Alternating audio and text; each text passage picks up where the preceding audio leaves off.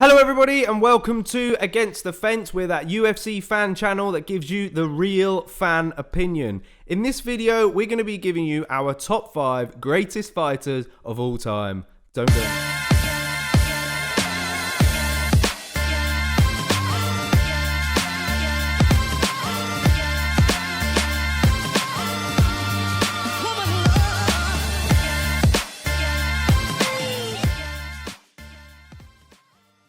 Okay, so the term greatest fighter of all time, or GOAT as some people say, gets thrown around quite a lot. It all depends on your personal preference as a fan, really. There is no real GOAT, to be honest. It's hard to define what GOAT means. I get what you're getting at there. It's a difficult one. It definitely is. It's not one that's easy to determine. It's always changing.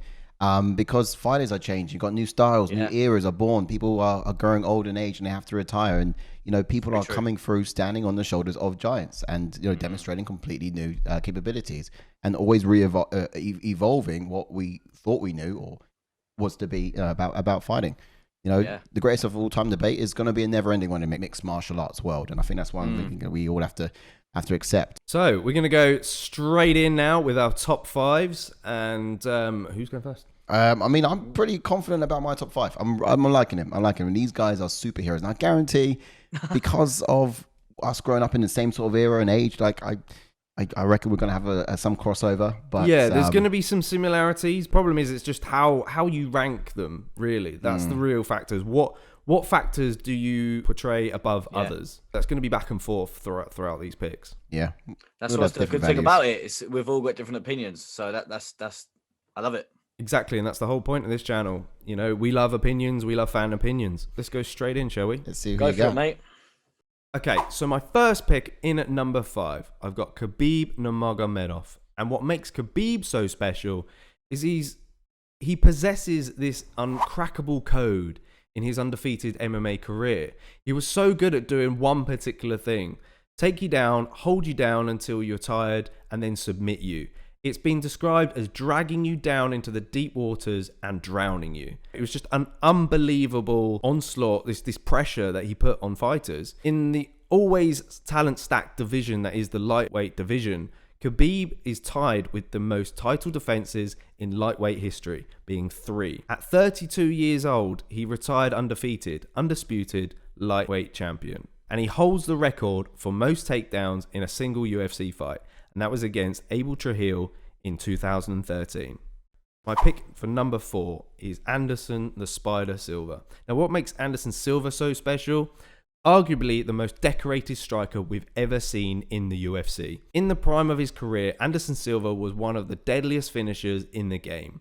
His longest streak, and it was the most in UFC history, was 13 wins, and he finished 14 of them, which created this untouchable aura about him. His ability to evade strikes like something out of the Matrix was second to none. He's currently tied second for most knockdowns in UFC history. In the time that he was champion, he was able to go up in weight in 3 occasions, and one of them involved beating former light heavyweight champion Boris Griffin. Why did I rank Anderson Silva above Khabib Nurmagomedov? Despite not having a clean record, Anderson was able to defend his crown more times than Khabib. I feel that Khabib had so much more to give in the sport and could have gone on to break records. Moving in at number 3, my number 3 pick is Daniel Cormier. Daniel Cormier was able to do something that not many other men have been able to do, and that's successfully defend 2 titles in 2 weight divisions. Throughout his career, he's beaten the toughest guys in both light heavyweight and heavyweight divisions, defending the light heavyweight title 3 times and the heavyweight title once. He went 22 and John Jones before losing to Stipe in those last 2 fights. However, he was past 40 years old when he lost to Stipe. Not bad, right? Now, why do I rank Daniel Cormier above Anderson Silva? Well, DC has a win over Anderson. Granted, Anderson took that fight on short notice, but overall DC has a lot less career losses. In my opinion, the debate between the two would be much closer if Anderson had secured the light heavyweight title. in his time, I guess the UFC weren't giving them opportunities to go out and win another title in another division back then. You know, the sport was so much smaller at the time. Moving in at my number 2 pick. Number 2 is John Jones himself. No question that the athleticism is part of the Jones DNA, with his brothers being professional American football players. His ability to soak up martial arts knowledge and apply it to his game has been unprecedented. Becoming the youngest UFC champion of all time is evidence of that. Being so tall and long has been a big key to his success because he's been able to use his reach to his advantage. He's technically undefeated because his only loss was a disqualification against Matt Hamill for doing a 12-6 elbow. He's a 2-time light heavyweight champ with 11 title defenses, but he holds the records for the most title fight wins of all time and total leg strikes landed in a single fight. Now, why did I rank John Jones above DC, Daniel Cormier? Well, Jones has a more decorative career because he won the title at 23 years old and has stayed on top until this very day. And he still has time left in his career to achieve so much more. Despite not being a 2-division champ, Jones technically has 2 wins against DC.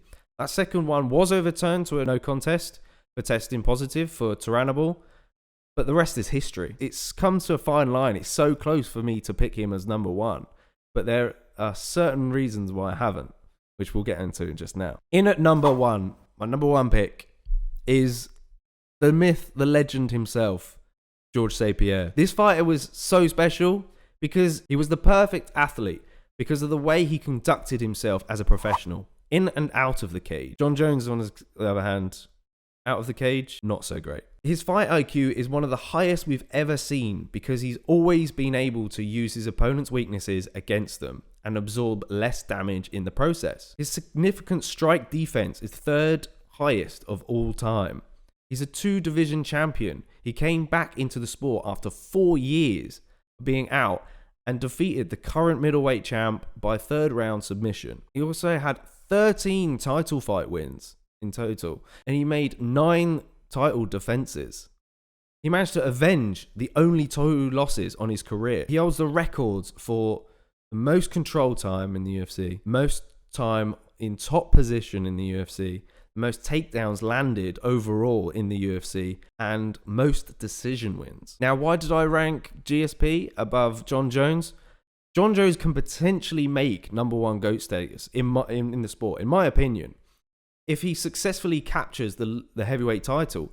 But I rank GSP above Jones purely for securing that second title in another weight class. GSP also isn't known for any wild antics outside of the cage. John Jones has been in more close fights than GSP, in my opinion. Then again, he does have more career finishes overall. So it's kind of a bit of a toss-up, really, of how to put those in order. But another thing I want to kind of add is that the famous GSP said himself, it's hard to become champion, but it's even harder to stay champion. And the reasons why I've ranked these fighters in these particular orders, there is a lot to play in terms of the number of belts, but there's also the number of title defenses as well. There's so many factors that go into this, but this is straight off of my opinion, and that's my top 5 picks. Oh man, that was pretty insane. Wow. Yeah. Okay, not bad. Some great reasons in there too. Yeah. Some really good fighters. No, I love what you said about some of those reasonings as well as to why you put someone like GSP above John Jones. But you know, it's a really good point, isn't it? You got so tempted to get the voice on there, wouldn't you? You were so tempted to get the voice. Did you hear the accent come through? I heard the accent. It was coming. Yeah, I'm not impressed by your performance. That thing. Did you want to go next, Mr. Brown, or should I? Yeah, let me flex. I'm a flex. Okay. So my top 5 is DC. He comes in at number 5. He's 42 years old. He is a 2-time champ, this guy. UFC heavyweight champion with 1 successful title defense in that stance alone. He's also UFC light heavyweight champion with 3 successful title defenses that on there too. So he's managed to amass over his career 15 win streak before being stopped by John Jones in UFC 182. He lost only to John Jones and Stipe Miocic. As you know, these guys are 2 badasses in the division as it is anyway. It wouldn't be such a shame to lose to these guys either. But fact of the matter is, he's had some really notable wins against some really top contenders in his divisions. That's Stipe, Anthony Johnson twice. That's Alexander Gustafsson as well, and Anderson Silva. That alone is one of the main reasons why I've got to give DC a pedestal here in my top 5. So he comes in at number 5. My number 4 is Khabib Nurmagomedov. He's aged 32 years old. His accolades are impressive. UFC lightweight champion with 3 successful title defenses. He's the most consecutive wins in the lightweight division history. That's 13 running. His most notable wins in the UFC have been against Conor McGregor, Dustin Poirier, Justin Gaethje, and RDA. He stopped all of these guys in their prime, which is really impressive. It's a short list of notable wins, admittedly, yes. But if you look at the time in which he's done it, it's just incredible to acknowledge. It does fall short from a lot of the legends here in the sport, but there's one thing that can be said about Khabib, but you can't say about any of the other contenders here on this list. And that's the fact that he's an undefeated champ. Now, he's amassed 29 win streaks in his professional career. He went 12 years unbeaten. He's lost only 2 rounds in his career, and he's never nearly even been finished. You know, it says so much about his skill set and his ability to sort of step in the octagon with some of these really tough contenders, these title holders as well, and these title fight bouts, and not even be nearly finished. My number 3 is Amanda the Lioness Nunes. She too is 32 years old. She's the UFC Women's Bantamweight Champion with 5 successful title defenses. She's UFC Women's Featherweight Champion with 1 successful title defense there too. And she's got the most wins in the UFC history amongst women. That's 13. Most notable UFC wins has been Chris Cyborg, Ronda Rousey, Shevchenko twice, Randa May, and also Miesha Tate as well. Like, she's an absolute badass chick. She's been trailblazing her way to the top of the women's bantamweight and featherweight division. She's collected wins against the biggest names in the sport, and outside of the avenging all of her losses against the fighters, you know, there's not much else she can actually do and achieve. She's really achieved all that she can do, being the Amanda Nunes that she is. Why do I rank this person above the last one? Well, in my last top 5, I didn't have any women represented in my picks, and I had to make sure there's some representation from one of the biggest, baddest chicks I've ever known to walk this planet. So although it's understandable to assume that a female fighter who hits your top 10 or your top 5 UFC fighters of all time is just not yet going to happen, women did not have the head start here. And of course, there's been a lot more of a man sport for a lot longer. In comparison to the previous fighters on this list, Amanda Nunes has a skill set that is worlds above anyone in either of her 2 title holding divisions. You know, no one can even come close to her. And that for me is what a definition of a GOAT is. Someone who can really redefine or really raise the standard of what the sport is today. So my number 2 fighter in this list is Jon Jones. He's 33 years old. He's got some really impressive accolades here. This guy, he's a UFC light heavyweight champion 2 times with 11 successful title defenses. Longest light heavyweight title reign, that's 1,501 days. He tied the most successful title defenses in UFC history. He's got the most wins in UFC title fights. That's 14. He's the youngest fighter to win the UFC championship as well, 23 years of age. Some of his most notable wins have been against Daniel Cormier.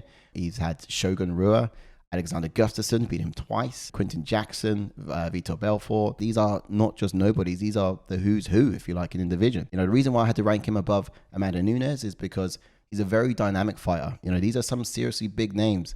And Jon Jones was dangerous enough to take the fight to them and beat them at their own game. Yes, some of these guys were surpassing their sell-by date. You might look at it as if like he was a whole new generation of fighter. You know, they were nonetheless any more dangerous. You know, standing on the shoulders of giants is what we're doing here, and that's something that Jon Jones has successfully been able to do as one of the, you know, being identified as now a GOAT just because he's beating some of the who's in the division and you know, doing the job of what the next generation fighter should be doing, and that is, of course, wiping out the old generation. My number 1 fighter of all time GOAT is George Rush St. Pierre. He's UFC welterweight champion 2 times with 9 successful title defenses. UFC middleweight champion 1 time. 10 years unbeaten. He beat everybody he's ever come up against. Imagine. And he's got the most wins in the UFC welterweight title fights as well. That's 14. So his most notable wins have been, no, it's a long list, but it's like Matt Hughes, it's BJ Penn, it's Johnny Hendricks, it's Josh Koscheck, Matt Serra. You know, and after that significant time away is when he was able to come back and do the job against, you know, outstriking someone like Michael Bisping, and that's impressive. Why do I rank this person above the last? Well, the level of competition this guy's beaten has just been phenomenal. This guy's fought through 3 generations of fighters and was able to stop them all at doing their job. He's the most famous athlete to ever come out of Canada, and one of the greatest martial artists of all time, in my opinion. No, he has the utmost respect for the MMA and also all the other fighters too. He's a great example in the octagon and outside of the octagon. Oh, wow. Wow. Okay, Mr. Brown. Bizarre. Am I going to mix it up and go for someone else on You top? might do. Well. You had some interesting ones in there. You've had Amanda Nunes, which is a very good one as well. Yeah. She was sort of floating around my sort of top 5 ideas. The reason why I didn't put her in there is I felt that her level of competition just wasn't as up to standard as the previous people. And I know she's a 2-division champion, which does weigh high in my kind of records. Yeah. But the fact she won the featherweight title in at a time where the UFC, and they still haven't, created a featherweight division for the women. So yeah, you know, it's quite it was a title that was kind of brought in for Chris Cyborg. We need to profit from her as much as possible. So here's this featherweight title. Amanda Nunes is worlds above anybody else, and no one Oh else yeah, is she's an competition absolute for killer. her. Is that her fault? Yeah, that's true. Can you blame No, her it's for not. that? I know. Right. I'm going to have to give you my top 5 now, aren't I? All right. Okay, well, I love to hear it. Right. So in at number 5, I have the Eagle Khabib. He is 29-0. He's got the longest lightweight champion reign, which if you put that into days is 1,077 days. As the boys mentioned earlier as well, he's had 3 title defenses, and he has beaten Conor McGregor in his prime, Dustin Poirier in his prime, and he's beaten the likes of Justin Gaethje in his prime. Just the style of his attributes as well when he goes into fights. The guy just mauls people, goes in there, takes a couple of punches, runs at you, takes you down, just tires you out. It's just relentless. Most consecutive wins in the lightweight division, which is 13. First Muslim UFC champion as well. One of the boys mentioned earlier, most takedowns in a single UFC fight. That was my number 5 pick. In at number 4, I've got Demetrius Johnson. Just purely based, he literally cleaned out the flyweight division. So he had to go for a couple of fighters, not once but twice, clean that division out that badly that they didn't even want a flyweight division anymore. Take you back at that fight when he threw Ray Borg in the air and went for a flying armbar. We had to sit back and applaud Demetrius Johnson for that win, and he's still doing it in other organizations. Unfortunately, he did lose his last fight, but he's still going to go at it. They got a rematch, but in the UFC, he's got 11 successful title defenses. Most consecutive wins in the flyweight division, which is 13. Most UFC flyweight title fights, which is 13 as well. The guy's just got so many attributes. The reason I rank Demetrius Johnson above Khabib, just purely because he's still fighting. And also, one of the main reasons is, as I mentioned a second ago, he's got 11 title defenses, as Khabib only has 3. In at number 3, I have Amanda Nunes. She is the featherweight champion and the bantamweight champion. I cannot speak any more highly of this woman. She is absolutely insane. Who's going to stop her? Literally, who is going to stop this woman? As Si mentioned, beating the likes of Ronda Rousey, Miesha Tate. She's beating everyone, the who's who. Let's take you back to that fight against Chris Cyborg. Chris Cyborg, as Jordan mentioned, they brought the featherweight belt in just purely because of her, and she was knocking everyone out. Amanda Nunes starched her in round 1 and just took the featherweight belt. Everyone thought that Chris Cyborg would even stop Amanda Nunes. 2018 Female Fighter of the Year, 2019 Female Fighter of the Year. Most wins in UFC history amongst the women, which is 14. Most wins in UFC title fights in the women, which is 9. Most knockout wins in UFC bantamweight division, which is 6. The reason I've ranked Amanda Nunes above DJ is just purely because she is a 2-weight champion and she's defending both belts. In at number 2, I've got Anderson the Spider Silva. Let's take you back a long way back to the prime of Anderson Silva. I grew up watching Anderson Silva, and the guy striking is just second to none. The Forrest Griffin fight, just dodging punches like they're nothing, and then knocking out Forrest Griffin even on the floor, saying no more punches. 23 knockouts, 10 successful title defenses, most knockout of the night awards in UFC history, which is 7. Longest title reign in UFC history. Again, I'm going to put that into days for you guys. 2,457 days. The longest win streak in UFC history, which is 16. Most UFC middleweight title fights in 13. Got Anderson Silva in at number 2, just purely because you just got to take yourselves back to when Anderson was in his prime and he was literally defeating everyone, knocking everyone out. You've got to give Anderson the Spider Silva credit. I ranked Anderson the Spider Silva above Amanda Nunes just purely because I grew up watching Anderson Silva. I just thought so highly of this guy. He was just unreal, as I mentioned, dodging punches, knocking people out. In at number 1, I've got George Rush St. Pierre. For me, again, I've grew up watching GSP as well as I did Anderson Silva. I still remember watching him, unfortunately, lose his title against Matt Serra, but just the manner in the way he fought back and took his belt back. In my opinion, he's not been in a close fight. He is the perfect athlete in the octagon and the perfect gentleman in and out the octagon. I cannot speak no more words about this guy. He is a 2-weight champion, the welterweight champion, and also he did win the middleweight champion. 9 title defenses in the welterweight division. Most UFC welterweight title fights, which is 14. Most wins in the UFC welterweight division, which is 19. Most wins in the UFC welterweight title fights, which is 12. The reason I ranked GSP above Silva is just purely because Silva did go on a bit of a dip in his career. GSP did claim that middleweight belt. And that is my top 5. Okay. All right, brother. Demetrius Johnson was a good The one to have in Mighty there Mouse. as well. Yeah, several title defenses he managed to rack up on his belt. Like he said, cleaned out the division as well. That's what I mean. They cleaned it out that badly that obviously made them coming out saying they didn't even want the flyweight division no more. Yeah, no, that's true. Just true. And then, you know, it all changed in an It instant. it was a toss up between having Amanda Nunes in at number 3 and John Jones in at number 3. But Amanda Nunes in at number 3 just purely because she is a 2-weight champion. But if John Jones was to win the heavyweight belt, he would jump into my top 5. But I mean, Dana White himself says he's a GOAT.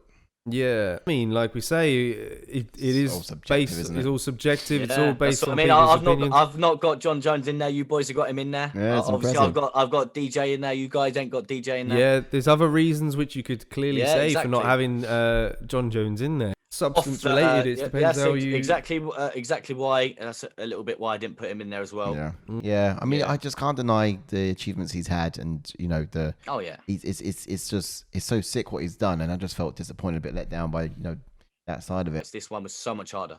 Yeah, I had a lot of guys in there, to be honest. Naming a few, I mean, I'd say Stipe Miocic, I was almost toying in there because of the fact he did beat DC twice and has, been the best heavyweight that we've ever seen. But, for me, he hasn't got that second belt like DC has. DC has. So it was, where do I fit them in? But no, some fantastic picks there. You could also make the argument with Demetrius Mighty Mouse Johnson and the level of competition there. But he did fight at bantamweight and has wins at bantamweight as well. He has a pretty good record at bantamweight. So yeah, there's a lot of. I want him back in the UFC. I want him back. I know, me too, man. Yeah, it is all subjective. Yes. It is hard to kind of pinpoint. It's just a matter of opinions and where you really fit them. Believe. Yeah, exactly. Obviously, I'm not sure where you guys. Obviously, probably me and JK a little bit more, but we grew up watching it around roughly the same time. It all depends where you might not have watched Anderson Silva in his prime. You might have watched him when he's been losing a couple of fights, and obviously you might not make your top 5. Yeah. We all put GSP at the Number top. 1, unanimous. That's crazy. Yeah. Without a doubt. I mean, it's just an all-round great example and a great ambassador of the sport. Hall of Famer. We've got to mention it as well. Hall of Famer. Yeah. Hall of Fame. I've got a few written down that we've probably missed out that could easily be in people's top 5s or even top 10s if we were to do a top 10. Like I said before, Stipe Miocic was one of them. Yep. Henry Cejudo, retired holding the bantamweight and flyweight belt, and he also defended both. Former Olympic gold medalist as well. Yeah, as well. Yeah, the accolades of him. Yeah, true. Yeah, for me, he kind of fell in that category of Khabib. Of Khabib, really. I wanted to see more. I would like to If see anywhere, more I'd put him title I'd put him defenses. 5. Yeah, true. I mean, you got someone like Jose Aldo as well. I mean, that's someone I was going to pop him to my that's top 5. one, yeah. That was quite an interesting That's true. one. Again, title defenses, 2-time champion, Exactly. He kind of falls in this sort of similar category as Anderson Silva, really. Like, yes, that's at very one true. particular time, Who was going to beat him? Absolute menace. But and another one I felt as well. I mean, I'm quite surprised that none of us got it. Could have easily have made the number 1 pick, and that's Artem Lobov, because he was just sort of that. But no, that's our top 5, guys. I hope you enjoyed it. Yeah. And if you've got your own top 5 as well, why don't you pop them in the comment section below? And if you enjoyed the video, also smash a like. And join us next time for yet another top 5 video. Peace out. Peace. Thanks for watching the video, guys. We'll be back again with yet another top 5 video. What would be a good idea is if you just check out our last top 5 video, which was the most entertaining UFC fights of all time. And you can check that out right down here. And then also you can check out our latest watch along that we do on every Saturday night for every UFC event. And that will be right down here. We'll see you next time.